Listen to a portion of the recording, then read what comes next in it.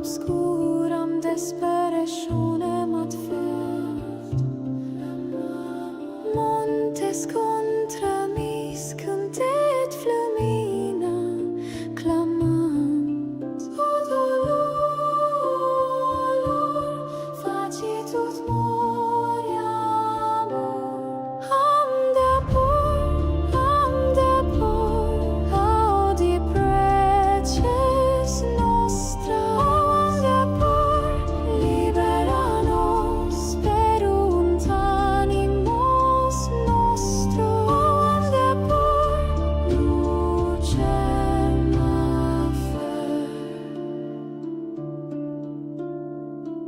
Metus actolos uscipit portorium, sicut magia negra quaerit animas nostras accipere, sed in cordibus nostris flamma manet.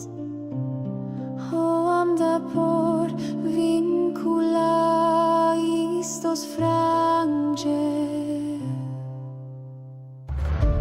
Amari belli flaeverunt ventis, sed per tenebras crescere cupimus. Una stabimus, soli non sumus. Am de por,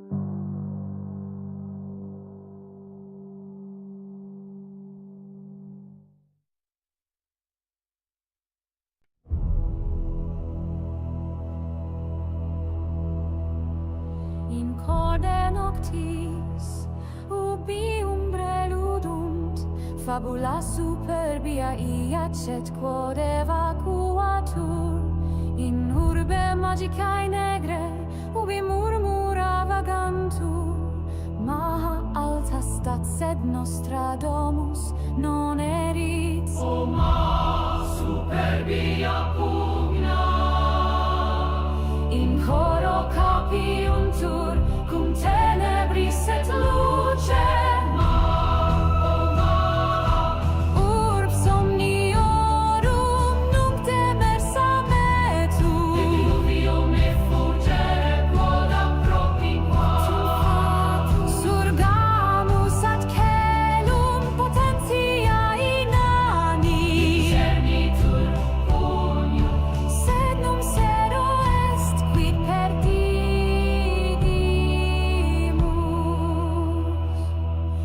Omne carmen mittimus, omnem vitam furati sumus, cicatricem in cordibus nostris reliquit num portorium capit. Bellum cum albo amdapor potentia in desperatione tamen fugam feremus. Noli flere, Contra estus ascendemus, volemus. Urb somniorum nunc demersa metu. diluvium effulgere quod apropinquam. Surgamus ad caelum potentia inani. Discernitur punium. Sed num sero est quid perdidimus. O surgunt aquae canescunt cetera. Estas nostra facitur tabluam somnia. Sed omni pulsatione terram nostram stabimus. In nere superbia spes nova invenitur. Fulgemus Iud flumen petitumus. per nostrum te servabimus. Arca nostra nocte in columus erimus. Urb somniorum nunc demersa metu. Diluvium effulgere quod apropinquam triumphatum. Surgamus ad caelum potentia inani. Discernitur pulmonio. Sed num sero est quid perdidimus. Utque extremae fulgenger radi et amplexu tenebrae, fabulam superbiam gratiam nostram portabimus, in caelum ibimus quamquam avulsa sunt corda nostra, in urbe magica negra nova aurora oritur. Per tempestatem et noctem Aduc sugemus, aduc pugnabil. in corde vacua lucem nostram reperiemus.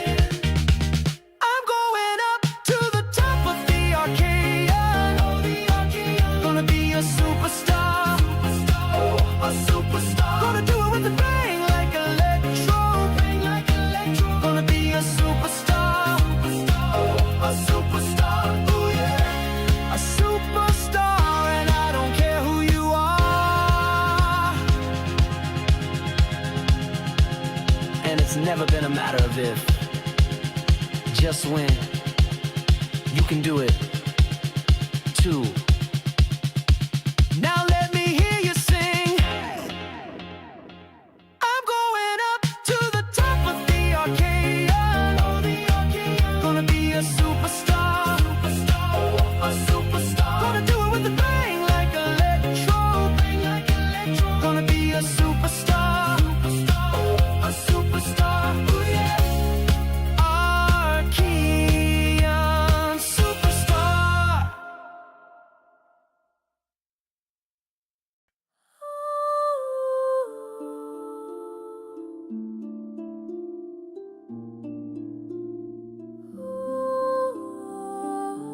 In nocti sombri soli stamus,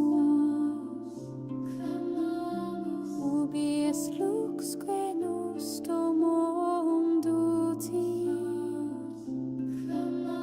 in urbe magicae albe viam nostram amissimus. Surgut voces, corda corrupunt.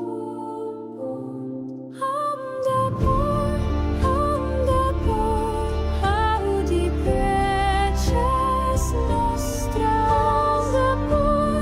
Libera nos perunt animos nostrum. Lucem offer. Audi.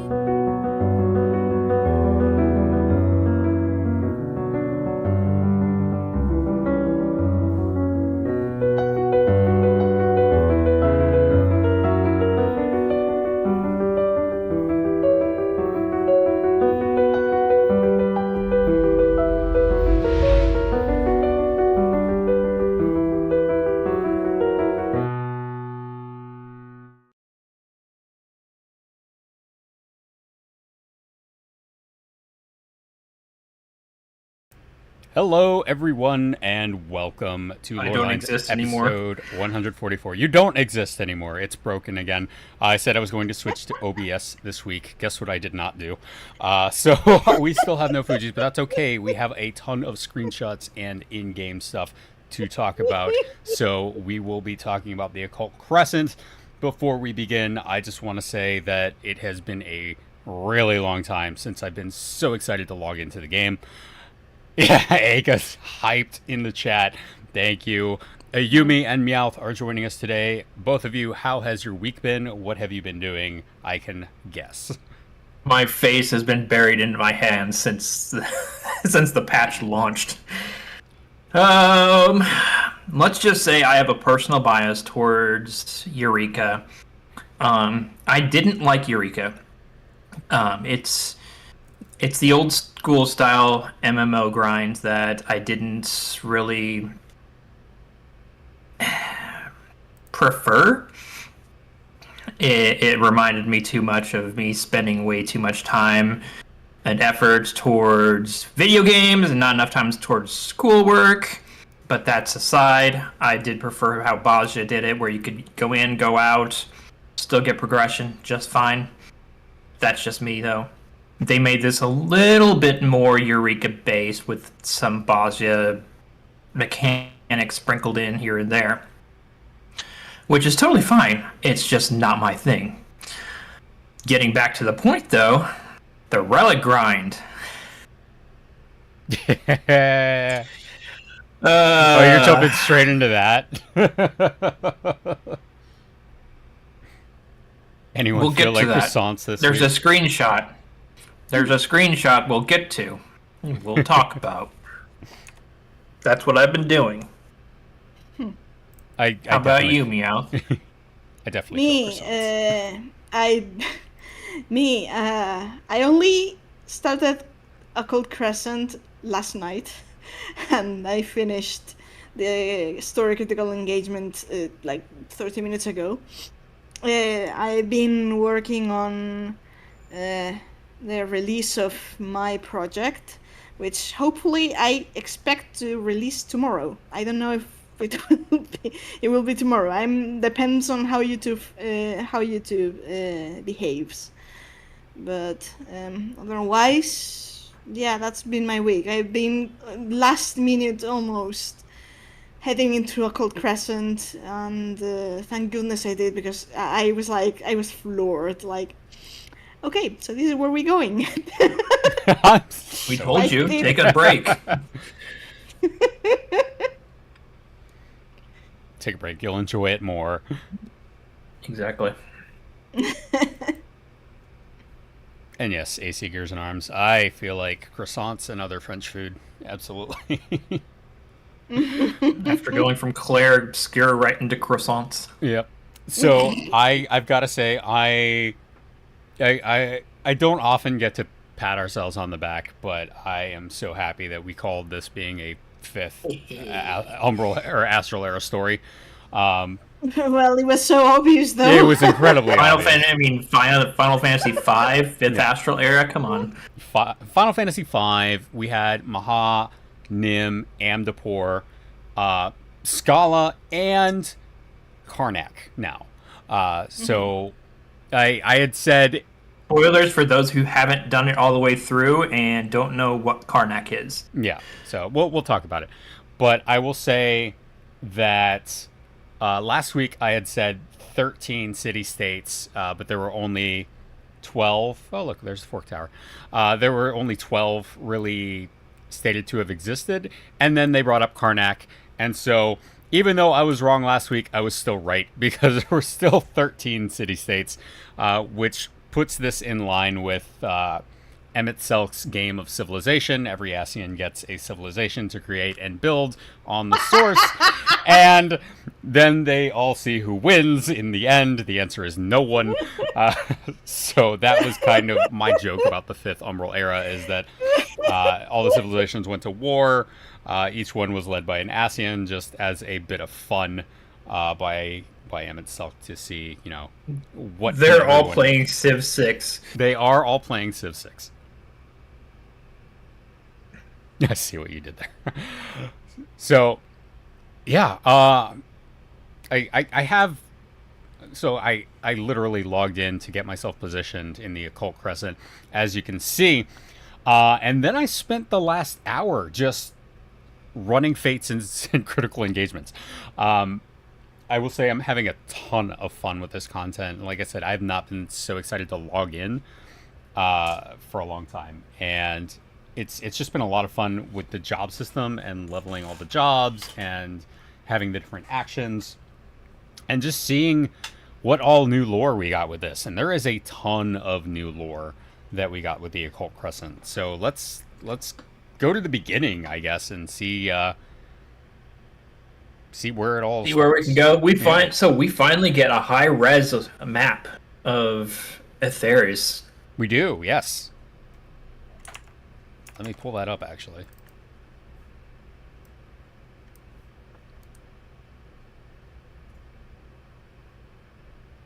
Of course, I have nothing open yet. Hang on. No. So now, instead of trying to save the world from impending destruction, the Wall gets to go out and actually follow what Emmett Selk wanted him to do in the first place. Yes, go to my museum. First place. Go to my museum. Yeah, exactly. Just go out and explore. Please, just go and explore. Yes, go. Stop chasing death. Which that request is not so simple as go out and explore. There's a purpose in that. Stop chasing death. Yeah, Zoelia says, Occult Crescent's the first time I've logged in this many consecutive days since Dawn Trail launched. Same. Absolutely the same.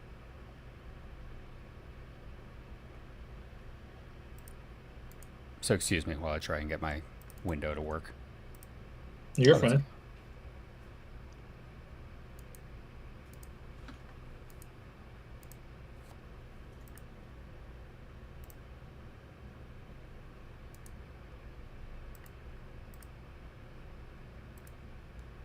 I mean, don't stop talking. Just I know. What do you think about what Zoelia said about how this is the first time since Dawn Trail dropped that you've logged in this often? Except for Meowth, who started last night. I was going to say. You don't count. No, so yeah, I've been running it semi-consecutively, just because I ran it quite a bit to get the new writing map. First and foremost, that was the last thing I got. No. Secondly, it's also easier to do in a group than it is to do solo. Because following the Eureka pattern, if you die and you release, you lose a ton of your knowledge and rank towards your class. That's right. When you die, you get stupider. Exactly. So you have to be rezzed by a person. Well, if you die out in the middle of nowhere, you have to call out for a res. And a lot of the time, people are towards the next critical engagement or fate in the zone and do not stop by in order to give you that pick-me-up. So you have no choice but to take the hit. Yep. I only had to take it once, and then people started realizing that you can change class and give people reses. So just because you're on a tank doesn't mean that you have to stay on a tank. You can change to a healer, you can change to a DPS. So everyone who's like, oh, look at that dead person over there, if you have a healer class, you can change to that class. It's not like you're locked into that. And same with the Phantom jobs. You can change Phantom jobs. So I have the map up here, the high-res map of Atheris that we got. And this is where the Occult Crescent is located, kind of a little midway between Tural and Eorzea. And I was kind of surprised that it was more in the middle. I thought it would be positioned more off the coast of Tural. Yeah, That aligns more with the location of Amorot. I agree. And I was actually quite surprised because I know we had discussed that, and I was like, no, it's too far. It's closer to Tural, but seeing this map, it's really not. It's actually relatively close to where Amarant was on the first. It's about midway between Vilbrand and Tural. Yeah. So that was kind of surprising to me. That was the first thing I noticed. But it's nice to get this high resolution map. So it says, I go around raising people that shout for achievement progress, the kindness of strangers. What a selfish reason to help other people. No, I'm kidding. We have 2 white mages in the room. I can see why you guys are so selfish. Oh, yeah, absolutely. That was the first achievement I got. I'm like, yes, your life is in my hands. And people are like, oh, thanks for giving me a res during this critical engagement. I'm like, oh, it's not out of kindness. I just don't want to suffer these mechanics alone.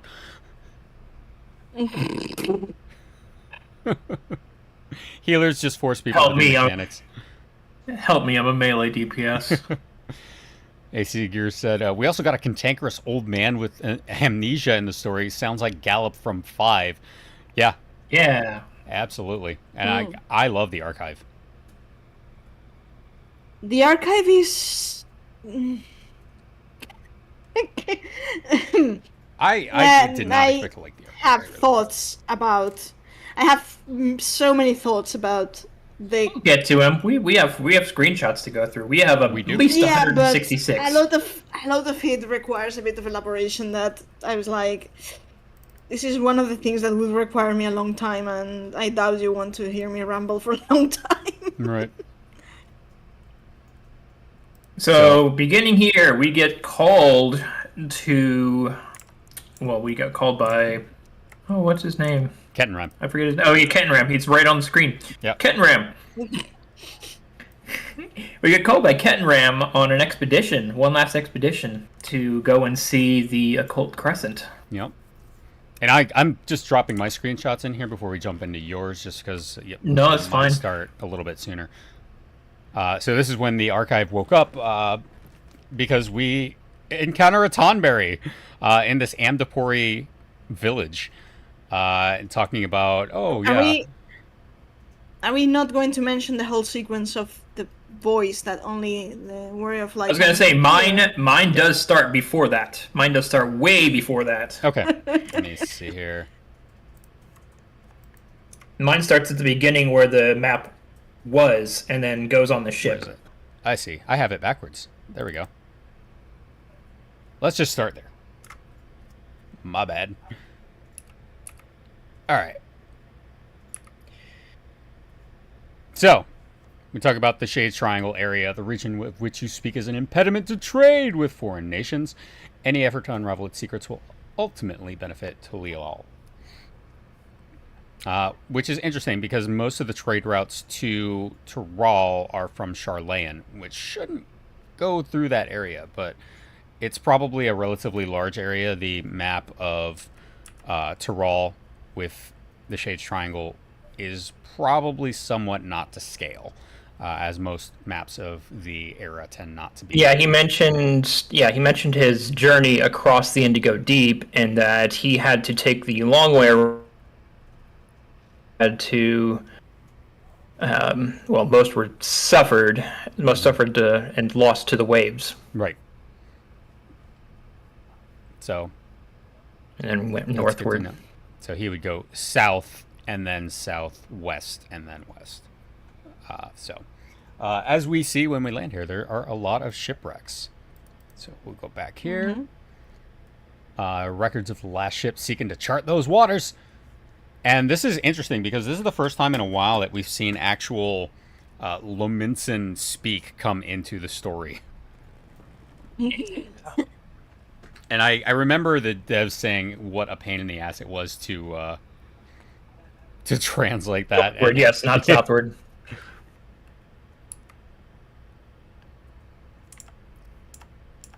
All right. Go northward. All right. Potential safe haven. Yep. And they never made it back, despite the Comsees. So they called it the Occult Crescent.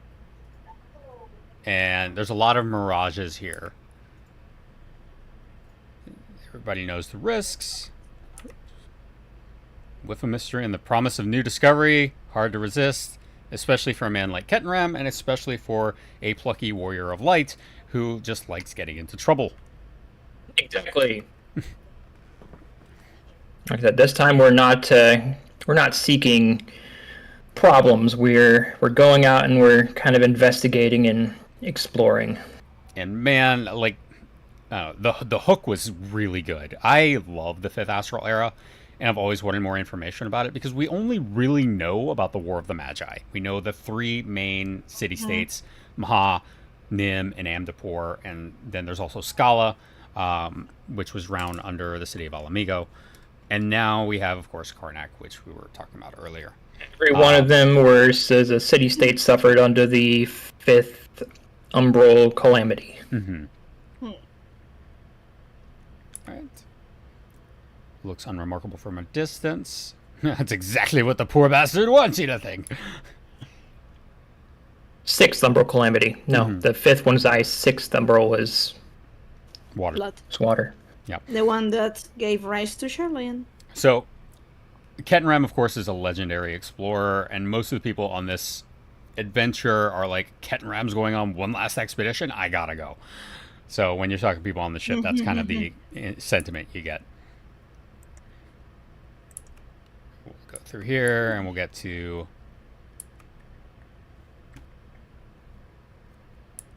Yeah, people are not in this for treasure. They're in this just for the exploration and discovery, which is kind of nice. List the hub of experts and artisans. Yep. Mm-hmm. So the first time you see it, it's off the starboard. It's actually behind the ship. So they're like, oh, we passed it. Which is pretty interesting. Yeah, we careened right past it. And then it disappears. And then Shift you in hear the mirage. voice. Yeah, you hear the voice for the first time. Ye deserved. Which is Hear the my voice's call. name for us. Yeah, and then the island grabs you, or grabs the ship rather. It could be the island. And then you get the fog bank, and we pull into the Occult Crescent, which there was a screenshot in here of the Occult Crescent Island actually appearing somewhere else. So it jumps around a little bit. It does. Yeah. So we're stuck there, basically. For those who are unable to use Ether and use the Aetherite network.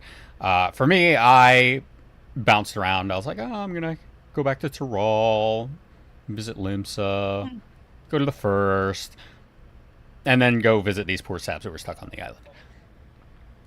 I hope they have enough food. Yeah, perfectly docked without a single scratch.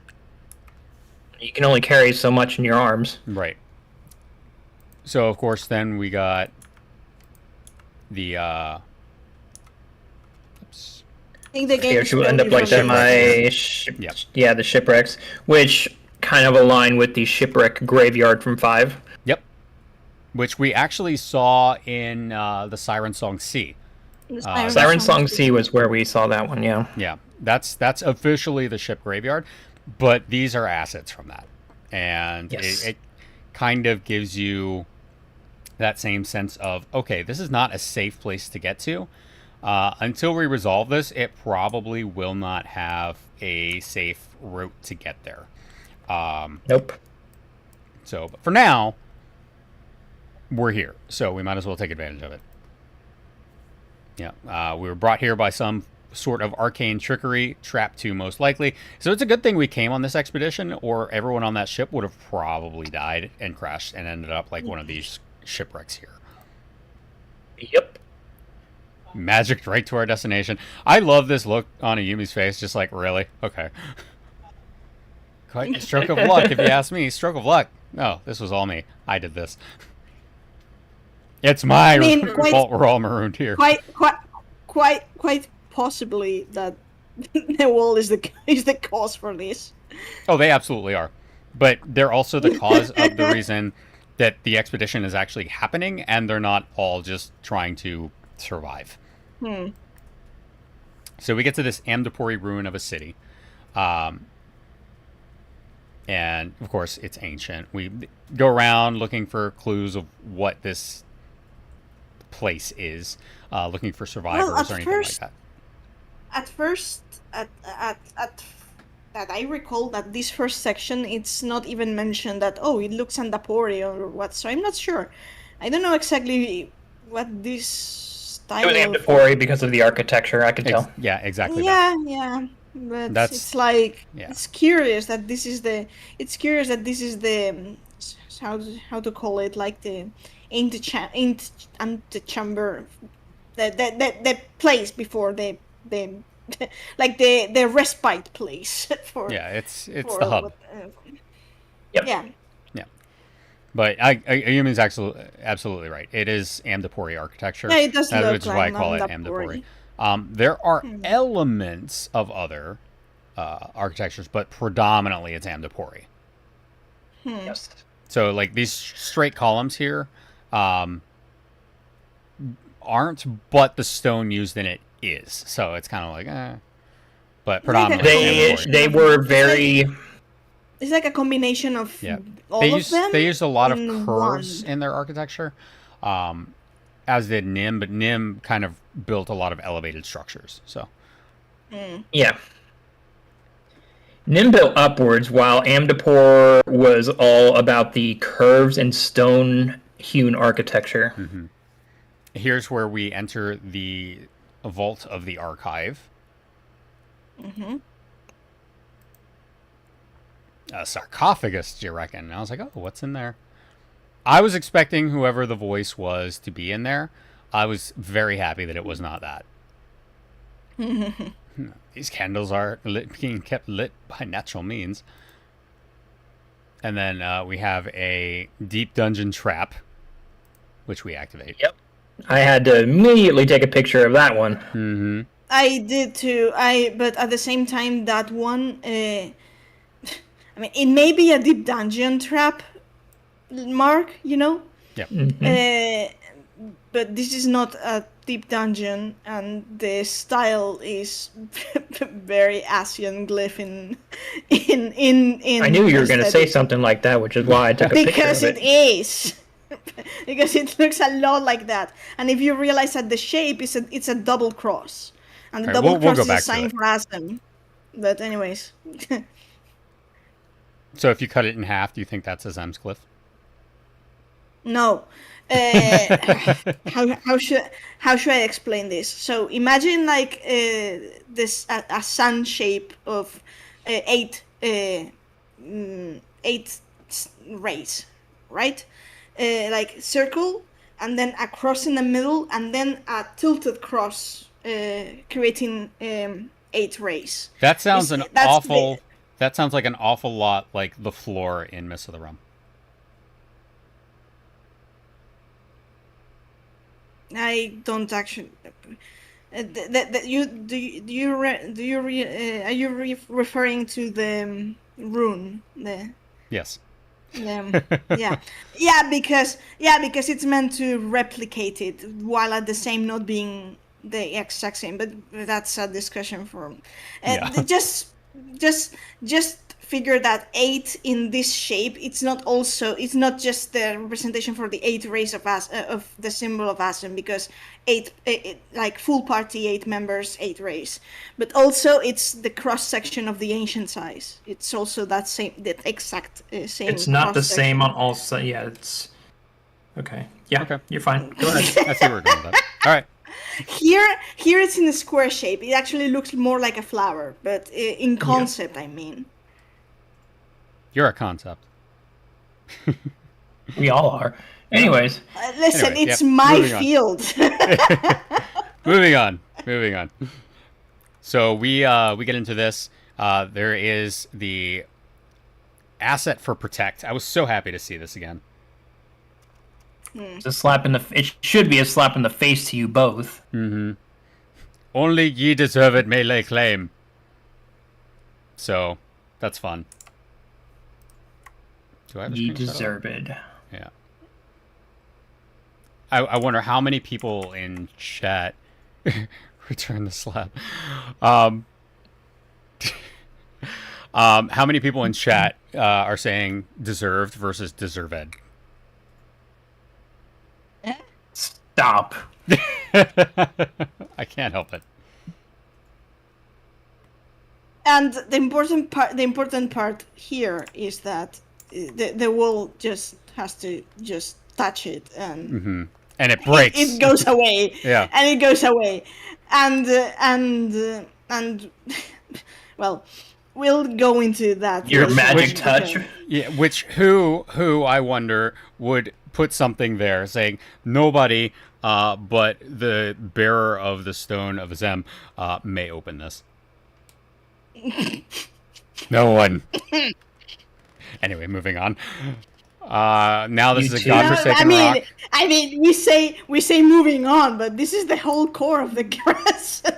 So here we go. The dark, mysterious figure with the glowing red eyes. The Yes. evil, the untold terror that lies within. With a little lamp. And it's And it's a tomberry. a top I laughed really hard at this scene. They did a really good job of being like, I don't know. The humor To is capture very, all of his.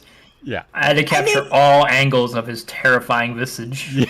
I mean, honestly, tomberries are scary in a I mean, Final they- Fantasy context. They are, but not in this game. Like Tonberries But in any other here- Final Fantasy game, you see one, you're like, oh shit, I'm gonna die. Here it's like, Yes. oh, it's a Tonberry. It's just the Lalafell who fucked up. The Lalafell model with a round head and a lantern.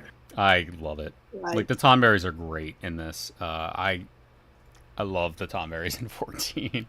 They're just fun. So we get the Tonberry. And saying something that literally none of us have probably felt in years, thoroughly refreshed and raring to go after a restful night's sleep. I don't know when the last time that's happened for any of us has been. Certainly not for me. That's not me. Yeah, That's not me. not me. Not me either. It is safe to assume that he was a Lalafell. Because of the Nemean curse. That's the only place I know of where Tonberries come from in 14. And Aka was saying, I was waiting for a knife, to be honest. I was to get out of my room, shank, or doink, that is. That's it. And Tonberries in 16 had seriously weird cheeks, I agree. I am preferential to the Tonberries in 8 and 14. So it's interesting to study the patterning on the Tonberries on the archives rows, but I'm not going to go into that here. Yeah, just that there's really interesting color choices and patterns. Like that 8-pointed star, or right on the front. Yes, and violet color.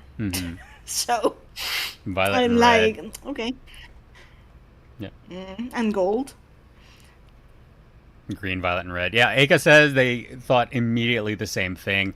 The color choices are a choice.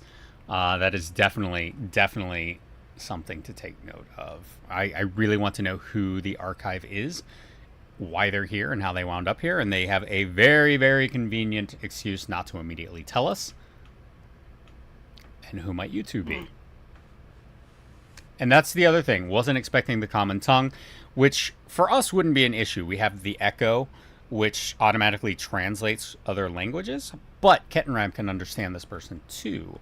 So that's interesting. So either, what are your thoughts on that? Why can we communicate with the archive?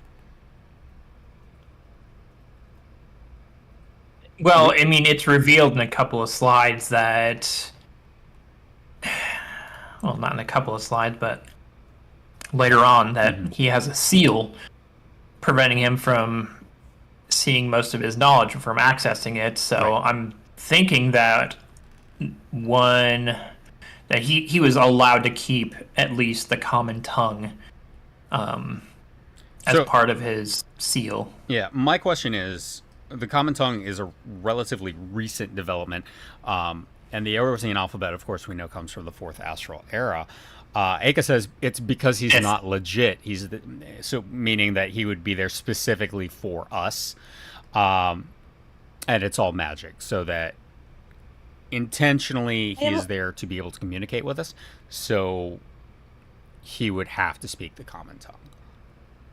I believe it may be the case as well. Like, there's mentions of him thinking that he is Nemean, but I'm not so sure. It may be like in Vanadil, in the raids, Prish and Alshal believing that at first that they come from Vanadil itself, but then there's the realization that that they are likely a fabrication from Sarilja.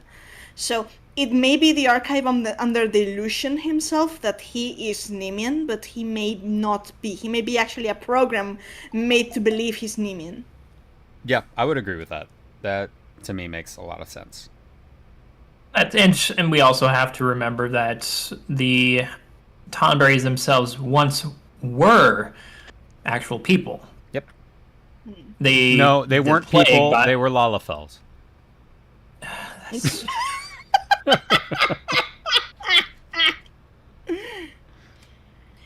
Listen, I'll let you fight chat over that, because I know they play Lalafells too, some of them. But the seal is so important because it introduces a key concept later on, because this island, this place runs on the whole thing about gaining knowledge. And knowledge is not something that you can dump into someone if you want them to understand, not just become a repository of knowledge like the Shoreline. Yeah. So, and that's the entire thing with Azam. They can't just be told; they have to experience. And this is all about going out and experiencing this place. That's the whole point. And not just that, because here we have to bear in mind that the revelation in Ultimate Thule when Hades mentioned the whole thing about the Asm crystal and as better as Asm crystal, blah blah blah. The final push into the bucket list is when he mentions that he did bear the mantle of Asm himself. So here we're not dealing with one Asm. We're dealing with two Asm. This is a trick that Dawntrail plays. And Asm, as the warrior of light and or ancient life, was about exploring physically, like going out, fighting monsters, openly helping people and solve their problems, get information about the threats that may happen in Etheris, all that. But Hades is the intellectual version of Asm. He's the scholar. It's like the journey of solving mysteries from an intellectual and knowledge standpoint. And here, that this whole island operates in knowledge, is precisely this concept that the curiosity about learning more, but like the journey that you have to go through this knowledge to understand and integrate it, not just to be given a piece of data and repeat it like parrot, which is what Shoreline does. That's true. That is what they do. Or, well, they don't, and then they disseminate it in little drips. Say, okay, they decide who can have the knowledge and who can't, instead of a free flow of information. Correct. Which So this is the journey of knowledge. Right. It's a different thing. And that's it. That is why I believe the archive has this seal, because it prevents the archive from dumping all of the answers on the Word of Light, and the Word of Light to find the answers progressively, and the archive to have the guide and information to orientate, but the discovery and journey is still ours. That's what I believe it is about.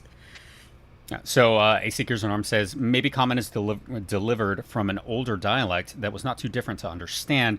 Remember that Une and Doga could speak Common, and even Archmagus Noah and the Allegan Empire is far older.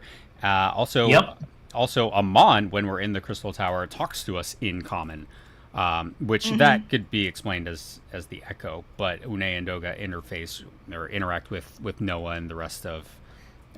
yes, but who is saying that the common tongue is a recent development? We don't know that it is. We know the alphabet came out of the 4th Astral Era. The alphabet, yes. But... Yeah.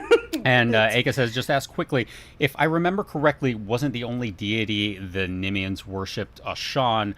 Yes, wasn't he Ashan, also the Traveler? Yes. The Wanderer. Yep. Yes. Maybe the archive being a tombery is even further underlining the connections with Asm, and here dealing with two Asm, of course. Yes, this benighted fool here, a valid supposition given their current form. You stand before the archive, the very definition of erudition. Now hurry up and introduce yourself. I love the archive. He is so over the top. It makes me so happy. And so this is a Yumi. I'm going to make a comment though, because I'm not sure if Ayumi caught a dialogue. But there's a moment in which, after we're outside, and the archive mentioned about something related to. If he talked, I caught a screenshot.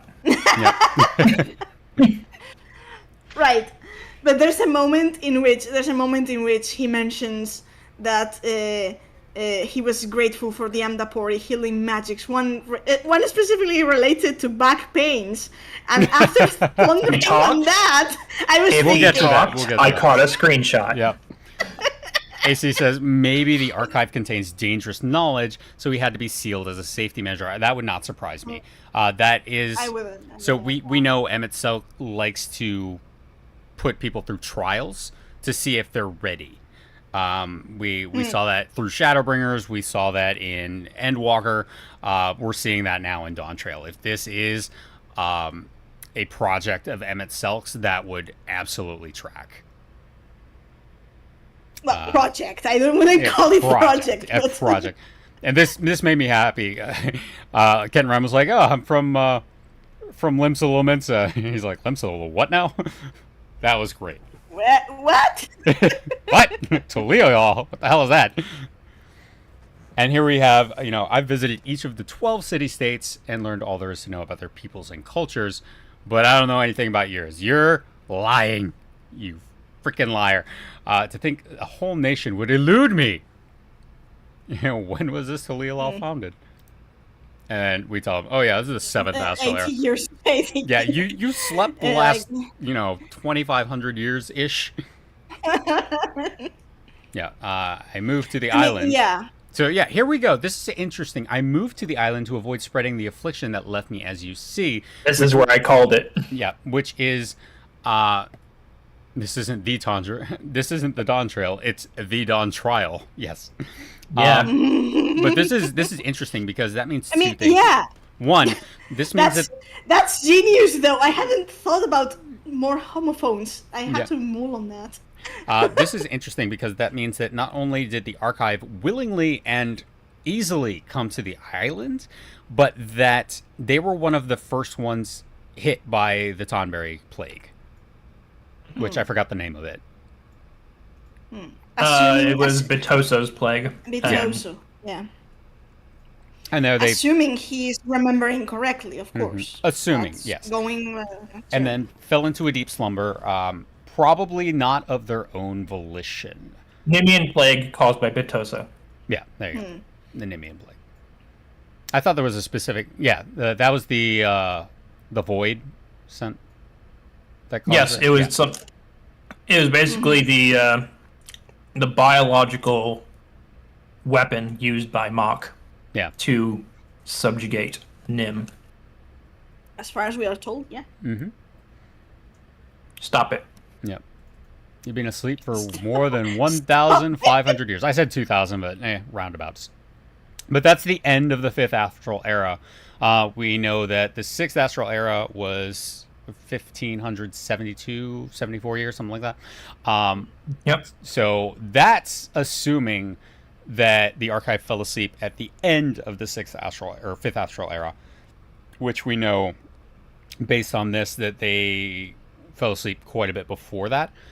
So He doesn't know been about longer. the war, the Magi. Exactly. So Yep. Which means there's quite a bit before that. Yeah, I would explain why I feel so well rested, said no one ever. But now that I'm awake, I should very much like to see what has become of the Isle. Us too.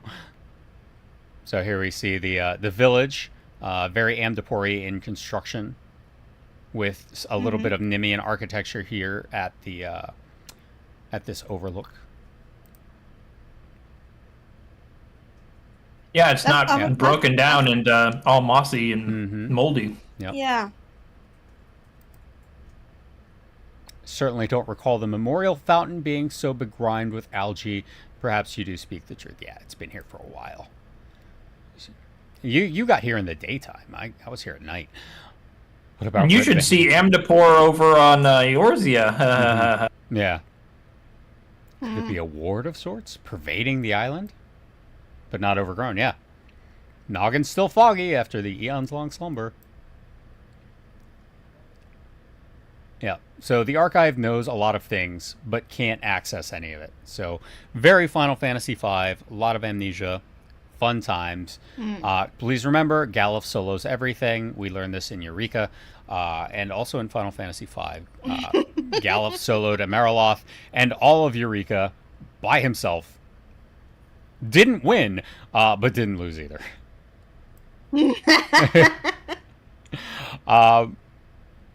The name of every battle, the weight of the riches in the world, to the Ons, was a wise old man, a gushing font of knowledge. I want what's in your head. I want to crack it open and all that. Give me. Because Satan. I mean, same, but also it's even more interesting because if you think about the possibility that the archive is speaking with implemented memories from Hades himself, imagine the amount of. I mean, here is limited to what the Crescent is, which is the 5th astral era. I'm sorry. but imagine that. AC Gears and Arms says archive is an arcant. Sorry, that got me.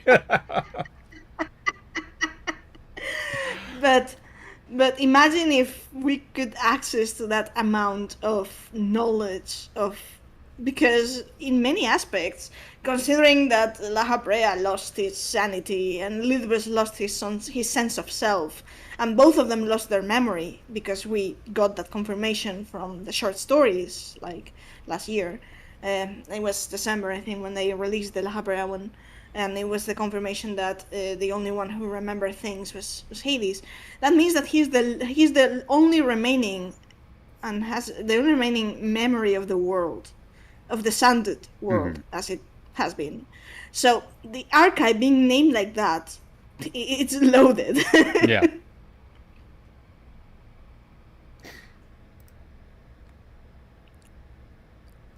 Say, I could be a real boon for you. No shit. Which Yeah. Which again is a middle finger to Charlayan. It's like, let's learn everything there is to learn, and tell everyone instead of keeping it for ourselves, like Charlayan. Yeah. Because here, for example, it's been concealed for a long time, but it's not necessarily hidden. It's hidden, of course, but I mean, now it's the moment in which it can be revealed. That's the difference. Charlayan doesn't do that. Charlayan just hoards it. It's a big difference. So let's see. I keep seeing the patterning on his robe, and I'm like, okay. And here's a good thing. I'm glad they brought this up. You mentioned the wrecks out in the bay. It's not unreasonable to think some of those sailors would have made it ashore. Why did no one try to wake me? My thought is no one made it to shore. I think they were all killed before they could. Oh no, you don't imply that this was Hades' plan all along, just just in case. Aka. Stop. As if it was the first time. All right. There were many just in cases. You meant to imply that someone summoned you here. They did. Me, specifically. Not a Yumi. Me. It should have been me, not him. Clearly it wasn't. I only know ninja arts. I don't know summoning. Clearly it wasn't me. I've been sound asleep for the last few millennia, give or take. You sure about that? What a tantalizing conundrum. Let's go exploring. Is it knowledge you seek? Oh, the asshole fairy. I love this fairy. I was like, oh, look, it's Celine. No, it's an asshole. What manner of creature is this? It's a scholar fairy. Yep. Which is interesting. I've always thought it would be really interesting to have come here as a scholar and see if the archive has any special dialogue. Nah, I mean, it could I would have summoned something more statuesque. Yes, me too. Instead of this asshole. My name is Iris. I certainly wasn't called forth by a wizened little wretch like you. Oh. Which I say asshole, but I love Iris. Iris is my favorite. I wish all scholar fairies were this sassy. Wizened? You mean wise? You petulant little whelp. Does the cutscene change at all if you're a scholar? I don't know. I didn't run it as a scholar. And I don't know if it's in Unending Journey yet.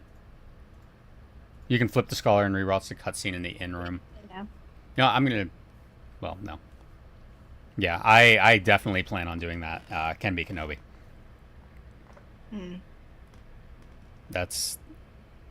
Can one of you verify if it's available in the in-room to see? I think it is. I went back to check some cutscenes later on to recheck. This one in particular, I don't know if it's available. I do know that some of the cutscenes for Crescent are there. So okay, I would be shocked if it wasn't available, because this is kind of the meat of the cutscenes right here. I mean, it does allude to Nim in many ways because, like,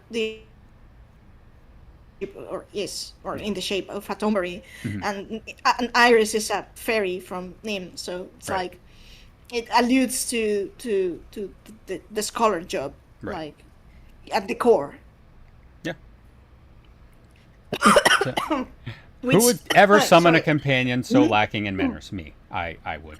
I would summon a companion lacking in manners. I did it.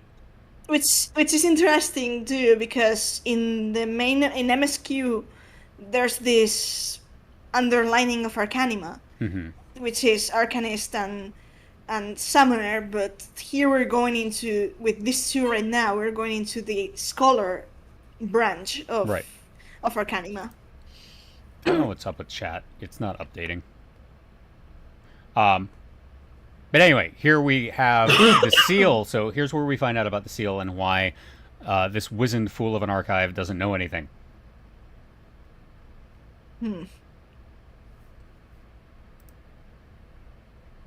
You can only speak of that which this spindly individual over here has seen and learned firsthand. I wonder if you're This a is- Roganin if they say the same thing. So, this is something. This that I'm robust going- individual. This is something. This revelation got me thinking, because this is a long explanation to elaborate, but the gist of the thing is that, at least in English, and I know that in Japanese he also has this sort of speech pattern, but in English Hades speaks in code, and I mean literal code, alchemical language even.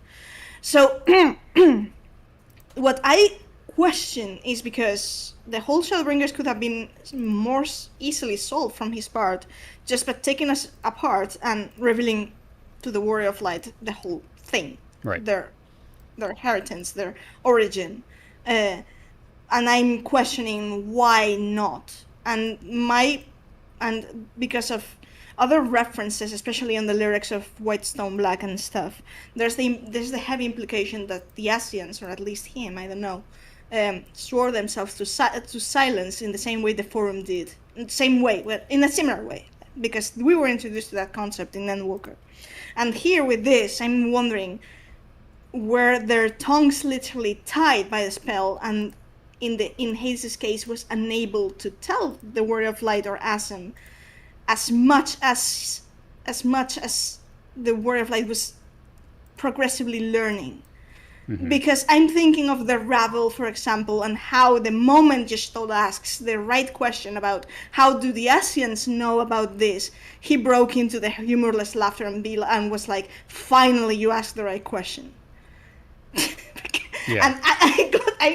And I was thinking, and now with this I'm thinking, was it because he couldn't literally speak about it? And the implications are big, because it means that if there's accusations or there's anything that frames him or the Asians, their tongues are tied. They can't speak about that.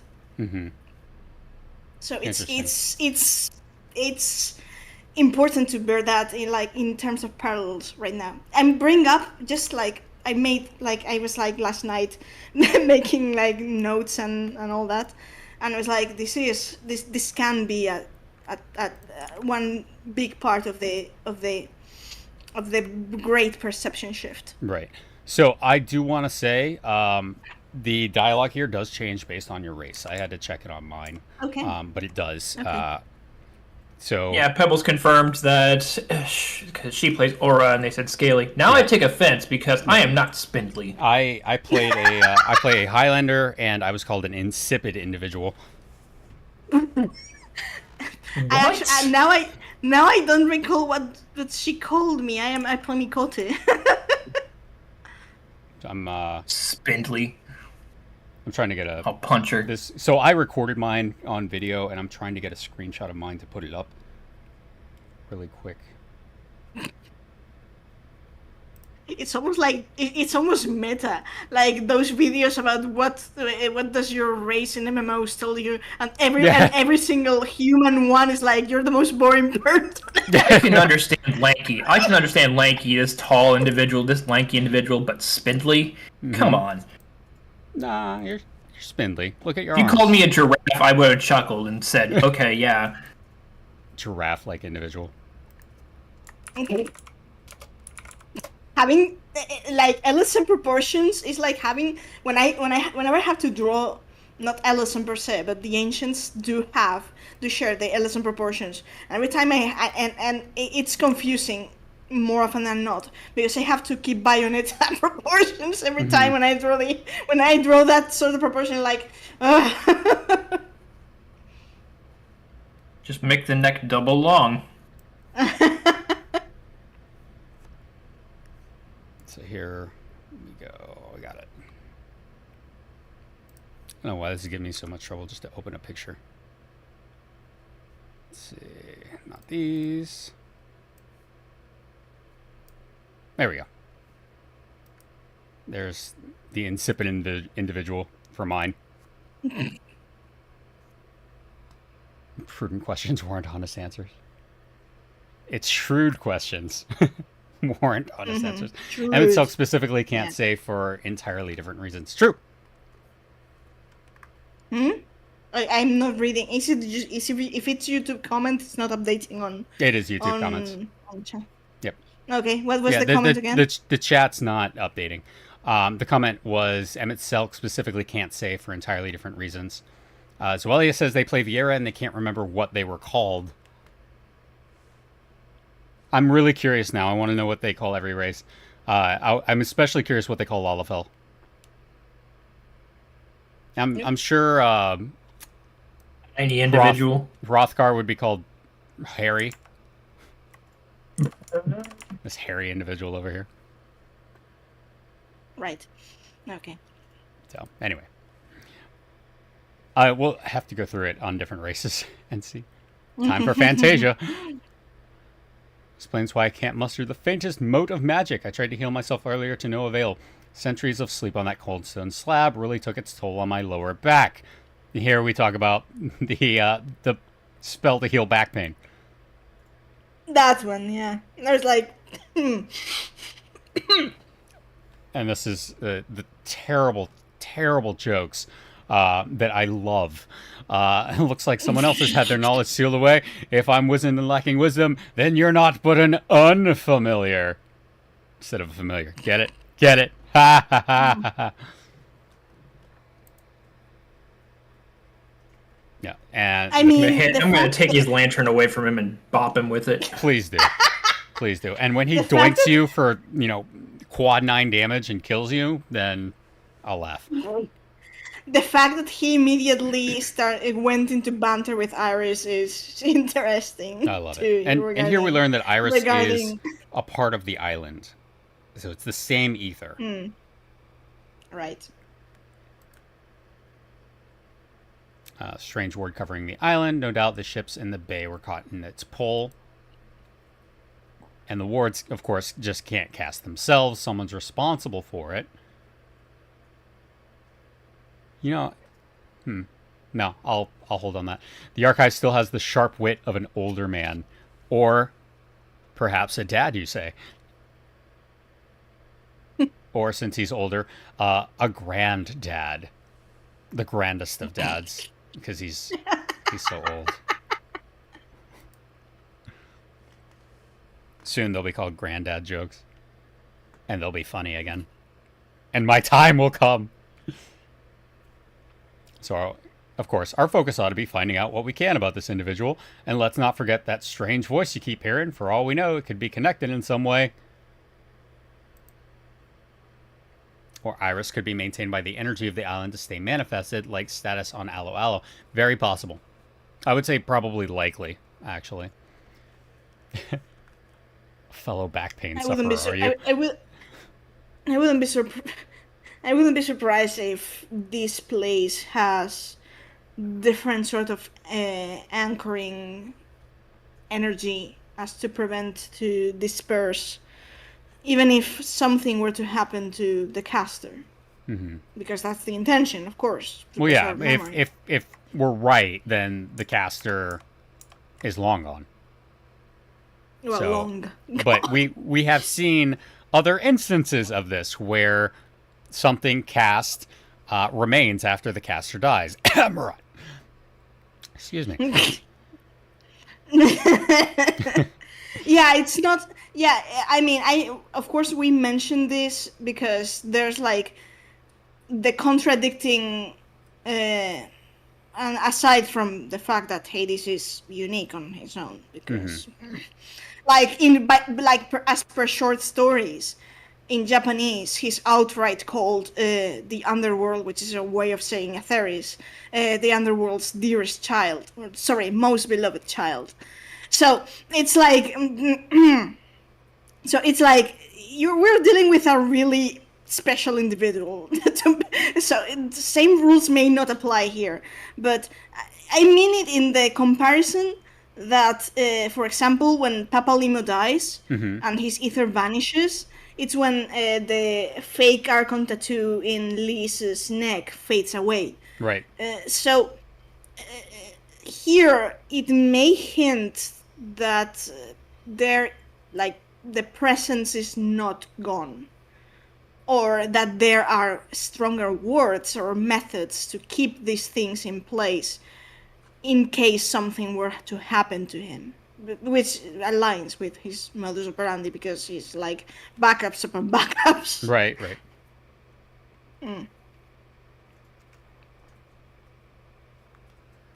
Okay. Spinal sound.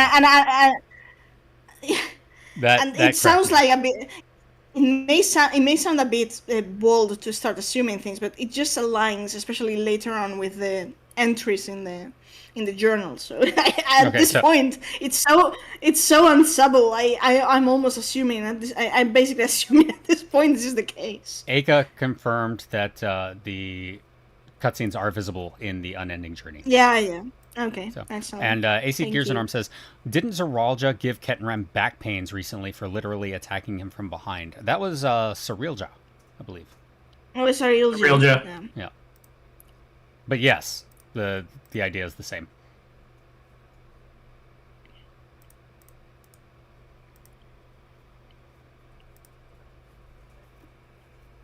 I'd argue ancient magics are more potent to not require their prescient, unlike modern mages, perhaps. Yeah, we know that. Again, Amarant is the prime example of that, because it still exists, even after Emet-Selch has died. Which I like, honestly. I like the idea of once a spell is cast, it's cast. It's not something that has to be concentrated on. It's just there. So, if, for instance, someone is transformed, that transformation is done. Ketenram said he saw blue scale. It does apply the same way to the Word of Light too, because when Hydaelyn faded away, it doesn't look like the quote unquote blessing of light has dispersed, which is a problem, but that's for another day. Well, AC Gears Arms, it could have been Galulja. Think about that. Could have. Kidding. Yeah, totally. Okay. Next one.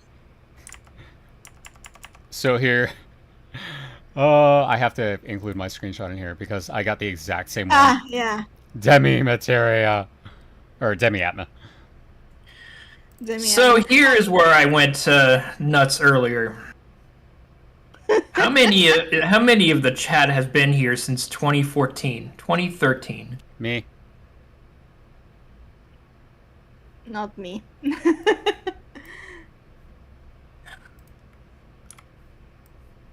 So, back then, we had this thing called the Zodiac weapons. They were the first relic weapons. Oh. The first part, yeah, that was my face too. The first part of the relic step wasn't too bad. The second step, when we got this, the Demi Atma part, this is where the nightmares came. God. So, Ayumi, do you remember farming for the Atma for hours in a zone and then realizing there were no Atma that dropped in that zone? Yes, because they mistranslated it to Outer Thanalan when Outer Thanalan didn't exist. Mm-hmm. So we were all running around wondering, where the hell is it? Does it even exist? Maybe it drops at certain times of the day because there's 12 of them, and so, this is part of the Zodiac. Maybe it's like maybe it drops at maybe 1 p.m. and the next one drops at 2 p.m., maybe 3 p.m. Yep. Or maybe this one drops during a certain period of the month. And people were going through all kinds of theories, like, Yeah, and I how remember how do we get this? it took hours before I got my first one. I was like, how do I know I got it? And when I got the pop-up and it was like, shink, and I was like, I just remember being so, I don't know. It hit that dopamine for sure. It was a mistranslation on one of them. Everyone for like weeks, months, they didn't have it drop until someone said, "Oh, they didn't mean outer Thanalan, they meant outer Lenosia." So, Yeah, thanks for that. so the drop rate was abysmal too. They had to increase it just a tiny bit because of all Yeah. the backlash. It was awful. AC says, I'm still doing the Guyball Relic. The Atma part was awful. The books are worse. I actually didn't mind the books. They were a pain in the ass, but it was Books at least weren't too bad. it was at least varied. And it's like, oh, hey, run this a few times. The worst part of the books was go run this specific fate. Yes. That was the worst part. And just waiting for those fates to pop. That was, At least they didn't mistranslate the books. yeah. So you weren't running around theorizing what could have been, what was. It wasn't like, At hey, least that didn't happen. go do dark devices in northern Lenosia. Reminds me the first time when I was a kid and I found a shiny Pokemon in the wild, and I spent like maybe because they were all like the classmates I play with were like, how the hell did you get that? And I was like, I don't know. I was at this moment at this time in this place at this time in game. I didn't maybe So you can find it. This face right here just needs to be like the That was thumbnail me. for Occult Crescent. I was like, no. That was my face for most of the night Yeah. on Tuesday. Hurt me more, Yoshi P. Hurt me more. I spent months doing that, and of course, it wasn't patched until a few months later, and then I finally got it. Well, I guess they brought over the same drop rate that it originally had Yep. into this patch. Yeah. So and good luck, everyone. this is what we get for complaining that the last relic was just pay tomestones. Yes. And they're like, oh, you want it hard? Okay. Thanks, guys. What was the Thanks, guys. what was the worst? This is why the fan base should measure their complaints. When has the fan base This- measured anything? No, yeah, I but didn't complain I either. mean, I'm advocating for temperance, but, Yeah. You're I- asking for too much. I measure the Yeah. drop rate between like 3 and 5%, maybe 5 to 7%, maybe. But it's so low that you could spend, let's say I spent about an hour today, hour and a half today in Shaloni doing fates every time they popped up, and it didn't drop. F. So And it's funny to see. It's funny to see. Regardless, Well, now that back in 2014, the Party Finder really didn't exist. It didn't exist until like Heaven's Ward-ish era. So it's funny to see now on the Party Finder Atma farming parties just yeah. constantly throughout each zone. Because back then, you had to shout out in each zone, LFG, Atma Farm, Train. So, and then you joined there. We also didn't have flying back then either until Heaven's Ward. Yep. And so you would have to spawn at the 8th right, find the train, spawn at the 8th right, and then just follow them. At least the And zones if weren't you as weren't big. careful- Oh, man. Yeah, well, But they were and if winding. you weren't, yes, if you didn't catch up to them, and if you weren't like really on it, if you didn't follow the train like completely or as fast as they were moving, you couldn't catch the fate, and you lost your chance of getting the Atma. Yeah, the fates died quick, like 30 seconds and they were gone. Yes, So you had to. It's that experience that helped me do the Atma farming today. It's traumatizing. Yeah. So Important in terms of themes, however, it's important that they brought up Atma again, because it ties directly with Zodiac weapons. So underlining Zodiac there. And Zodiac. the Different not- times of the day. the not 12 city states. So we get a soul shard from the 5th astral era with the freelancer job. Right. Which here we get the origins of the soul crystals, kind of. Phantasmal record of arcane arts and combat disciplines pioneered by the 12 city-states of Eld. I'm sure the methods you modern combatants employ are far more refined of those of my day. Nonetheless, you might benefit from learning from old ways of waging war. Tyrol is where it's at, Ma. Exactly, you see. Yeah, under normal circumstances, I'd find myself a soul shard and fight alongside you, but I can't access what's inside. Thwarted again by the seal that diminutive little scallywag spoke of. I think this is a lie. Is that what they called freelancers back in the 5th astral era? Or adventurers, freelancers. Do you think that's what they called them in the 5th astral era? It could be. Could be. Yeah. Yeah, I That's think a possibility. There's a lot we don't know yet about the 5th. We have a lot of information about others, except for the 4th and 5th astral era. right. Specifically, a lot about the 4th, but yeah, the 5th. The 4th, I just consider to be Evilise. That's what happened. And then Well, no, the Age of Endless Ice. That one's that one's a little 5th Umbral era. Got it. yeah, 5th Umbral era. Yeah, that one. Well, we know Because that was the age that the age after Alec. Alec fell, and then the church took up the power vacuum and created the Eorzean alphabet to where only the clergy could read it. Right. We also know that during the 5th Umbral Calamity of Ice, that's when the Mikote migrated. From And where also they were. Garleans migrated as well. Yep, They went from Clockwork City of Gaul. yes, Yep. Gaug, Gaug, and they yeah. crossed the sea and they went northward through Othard.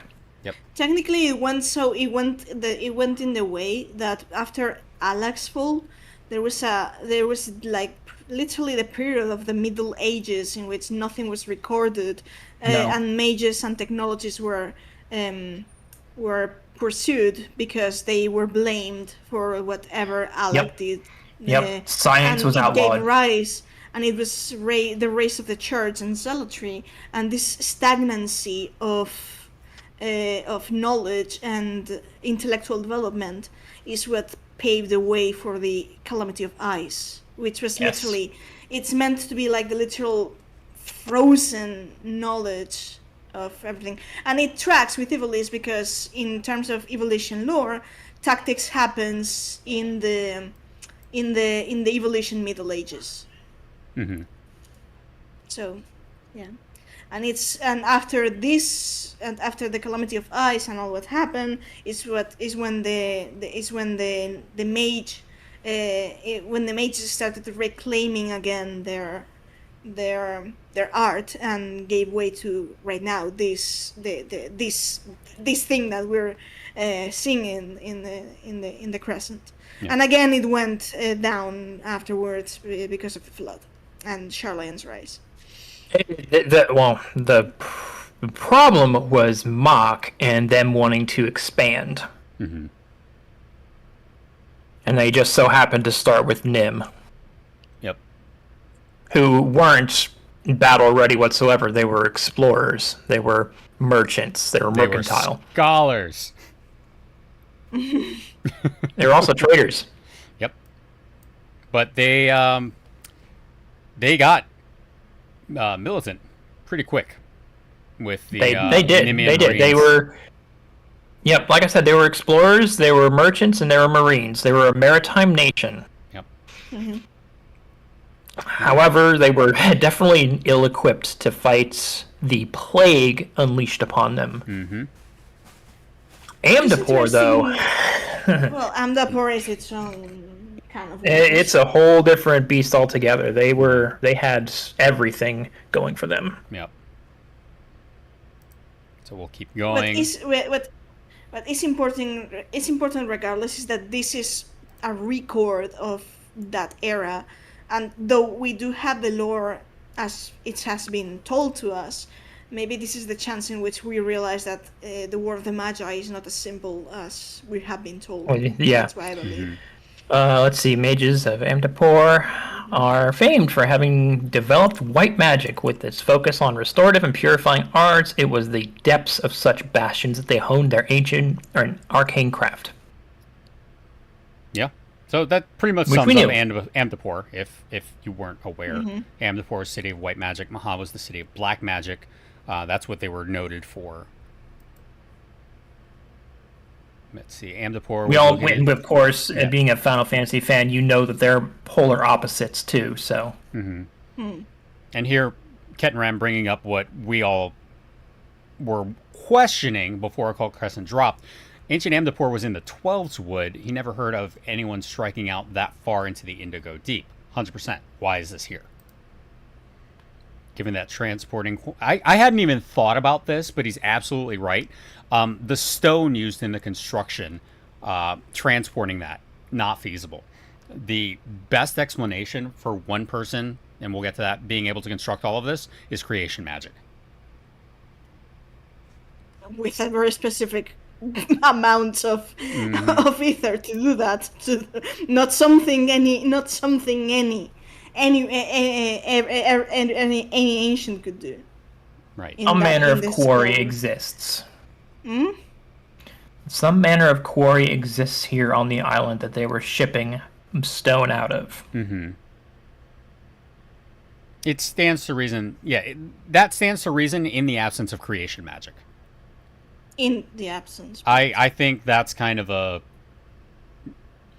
But There- judging it's by the possible it exists, location but- and the whole, Yeah. judging by location references, what Dontrell is, which is a step backwards to Shadowbringers. I mean, later on the entry on the journal. I mean, it just keeps adding up. Yeah. Of course, you always have to leave a room for possibility of having to eat crow, of course. Of course. But things are what they are.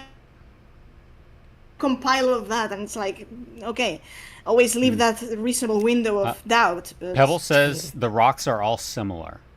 Okay. all right. So we're obviously going to have Pixel Pebbles back on to talk about the Yes. geology of the occult. Rocks. Because there's a lot of rocks here. There's a lot to talk about. And AC says maybe it's a Eureka situation, or it's Zoelia brings up another good point. Since there's so many mirages here, maybe they're not real, given the memory crystals on the island and all of the illusions. So maybe the I mean, ruins aren't actually there; they're just mirages. We can physically step on them, but that's the same case as Amor. Technically, it's a construct, Yep. and we can step and interact with it. So Right. Everything, Again, yeah, it's everything just- there is permeated with ether. I really hope we get more lore on possibly intersecting with the Phantom Zone, because that really pissed me off in Mythos of the Realm. They're just like, here's this Phantom Zone. The end. Like, okay, but how? What? Yeah. Why? Oh, the Athma are named after gemstones. Okay. Yeah. Yeah, green was malachite. Yeah. I got a couple. One is Athra. The other is I think it's a magenta one. But gemstones is interesting because that. Speaking plainly, that falls upon that in Greek myth. It falls gemstones or metal, stone, all of that falls under the domain of Hades, Right. because he's the god of the earth.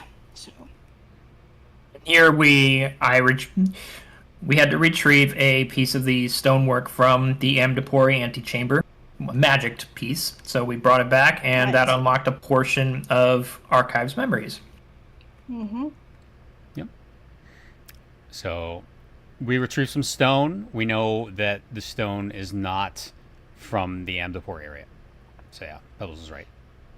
In fact, forgot about that. In fact, the archive all he does is asking us to bring him rocks. That's why I didn't. That's Yeah. why I didn't correct you guys, because I'm like, there's a slide that does things. That Yeah, does that immediately explains after things. Don't worry. we make fools of ourselves. Thanks for that. You're welcome. Aka says, also, Meowth, every tarot card got a corresponding gemstone, Yeah. in case that's Yeah. interesting. Yeah, I'm going to have to revisit all my Yeah. my to-go pages on. What do the you Tarot mean? Arcana. That's not interesting at stories. all. Meowth, make a script. You told me like a month or two ago that I suggested we could go into the tarot references in Final Fantasy And and we 14 will. in particular. And then But, Occult Crescent came out. And then next week, Magic's coming out. I will have to prepare. a Heard that. proper. Yeah. You still but the meta narrative one, the script one, is not even it's not even done. And so how do you expect me to keep writing the other scripts? We need that one. You'll find Well, a way. Don't worry. Yeah. Just like life. Life finds a way. So the residual magics within the stone are the same felt emanating from Iris. It was her master that built those ruins. So, someone capable of creating long-lasting familiars and creating stones and creation magic. That it just reeks of creation magic to me. I thought Iris was Nymean. Do you reckon whoever summoned her could also command Amdapori golems? I mean, yeah. Indeed, we're dealing with an individual rivaling my own considerable talents. Fortunately, I can't access the rest of my knowledge concerning the matter. Go learn it When for they yourself. started talking about Amdapori golems, I'm like, please let them talk about how they were formed. Please let them talk about where they got that knowledge.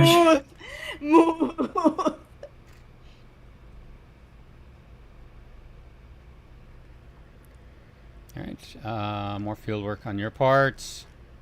Go forth and explore. See if you can't find the ruins of 3 distinct samples from Yeah. each of the civilizations. So we find the Nymean ruins, which are what I'm looking at here on in game. Colossal Pyramid is from Maha, and the Amdapori ruins. No, the crystalline one is Scala. Scala, Scala yeah. was the one I was like, give me, give me. Don't worry, it's in the screenshots. Mhm. It will be explained. Yeah. Yeah, and Ket and Ram, I don't like the theory that they were actually here because there's no sign of support, if that makes sense. There's no like farm fields. There's no trenches. There's no what's it called? Defenses against the city right across the way. So we know that it wasn't the people of these civilizations that built it. I was snoozing long before anyone else arrived. My claim is the strongest. So this is the Archives Island. I think it was Iris's master and their familiars who built these monuments, much like the first structure you explored. With that in mind, I'll have you return to the ruins and bring me back a chunk of aether-imbued stone from each. Later that night. And Archive says, I should know why this island is home to such an array of architectural styles. Alas, the accursed seal means that you'll have to figure it out so that I can know too. Each ruin you explored was built at the behest of a single individual. Which, he does say he later on, I do remember. There's also a fitting Yes. explanation for the diverse cultural styles on display, but I wish to hear your thoughts first. What are your impressions of the isle as you roamed about the wilds? It's a museum. It belongs in a museum. Yep. Preservation. And no, it's a different thing, very different, because again, this is if we're comparing with Amarot, and the first thing we compare between Living Memory and Amarot is that Amarot doesn't use life force to operate, or rather doesn't steal life force to operate, but it's actually the very ether from from Hades himself, who has plenty because of his unique nature. So he's not stealing ether from anyone else to build Amaroth, whereas the preservation of living memory is so abhorrent because it requires to steal life energy from other living beings or other worlds, all to preserve that thing. And it's not even preserving souls, it's preserving the digital data, you know. It's very, very different in concept. So, but still, here we are seeing the difference between these concepts and how preservation is not per se a bad thing if you use it correctly. In this, it's a preservation of memory, whereas what preservation does is take away memories to supposedly preserve them in digital form by stealing life force from others. But this is standing here, like it is, and it's here, like meant to, well, to keep memory of a destroyed past or unrecorded past alive. It's educational. It's not like living memory, like trying to substitute life for whatever living memory is. It's a major difference. But I will say, though, it's amusing to me because it's amusing to me, the whole concept, because it's amusing. I say it's genius because for someone like if we're operating on This is Hades doing this, and we're operating on that, 12,000 years of recording things, likely a brain would explode. So the question right now is how many things or places or secret hidden repositories of memories he may have hidden across the world to not have his brain explode with all the memory that he had to keep as scribe of the world, pretty much.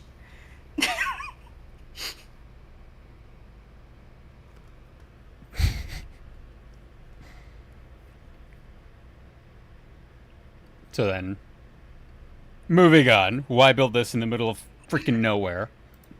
Because they don't want visitors. This is here for us. Of course. It's like we're gonna find a Zem one day, and this is a really cool period in time. I want to preserve it so a Zem can find it in the future. I'm going to tell Asim about this. It's so, like, I mean, of course it has an educational purpose. Yeah, it has an educational purpose, but it's so it's almost childlike in the enthusiasm of I've seen these places, I know about this, I'm going to keep it so when the time comes I can ask him about my journeys. It's almost I was going to say childlike in the enthusiasm, but the scale of things it's like the concept is really simple, though I don't think it's that simple, but in like this part of this whole thing is so simple, but the scale is so great. It's like it's all for us, for the Warrior of Light to go in here and enjoy the place, but it reeks endearing. The whole concept of look what I saw, look what I found, I want to share it with you. I love it. I absolutely love it. What if it's a gift to a Zem? Yeah, exactly. No, I'm not questioning it. I think I would dare say it is, though I don't think it's the only purpose. It does have the element of it, the sentimental element. I will say that this is all completely speculation. We don't know this for a fact. For a fact, no, but we can make logical connections based on what we know. What do you mean? especially when the game itself hits you with the journal entry, which I assume you guys have, because if not, I can share And it. here we learn about the 13th city-state, making me correct. Yeah. Karnak.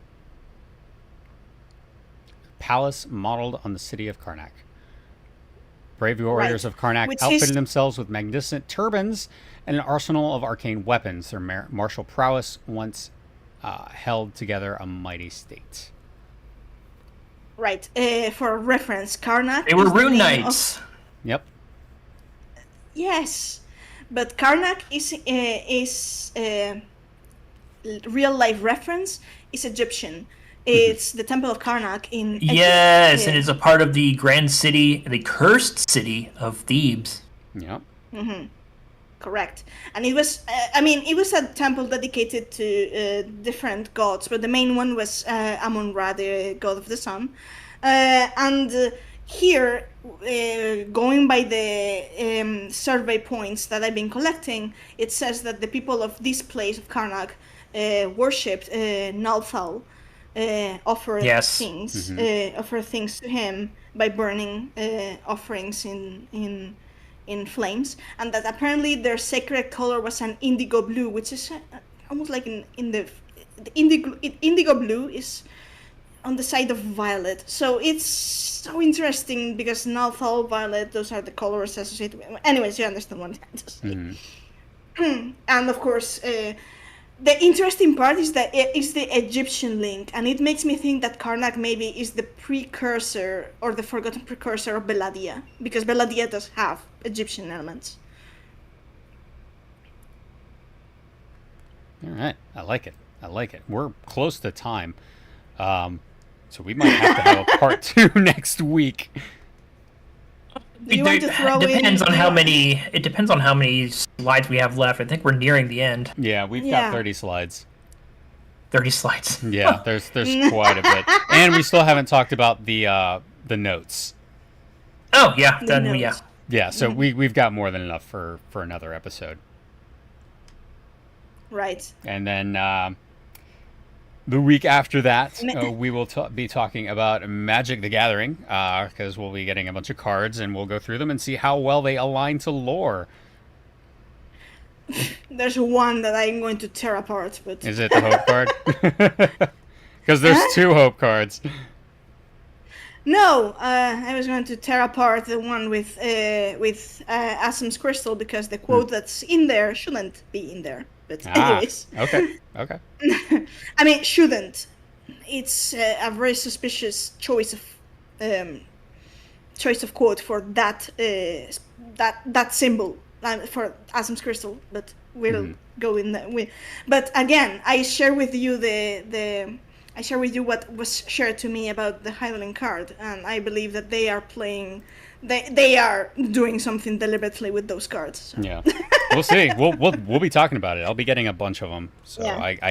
I have ordered. I've seen the price of the box though. It's brutal. Yeah, we're not talking about that. I don't want to talk about that. I do want to say that I have ordered. All I'll say is I have ordered one of everything. So, Gosh. yeah. And I've been playing Magic, so that should be fun. I'll have about. I counted it out. It's about 1,600 cards to go through. Don't judge me, but I'm doing it for the lore. judging. Okay, I'm doing it for the Sure. lore. Listen, I'm the last person I'm going to judge you, considering the 6 months project I've been working on. Okay. I hope to release tomorrow if it goes well. All right. Well, thank you everybody for joining us. We're going to pause here at slide 132 of 164 and then talk about the field notes next week. So thank you all for joining us. Again, if you haven't done Occult Crescent, a ton of fun, a lot going on there. Very, very happy with what we've gotten here.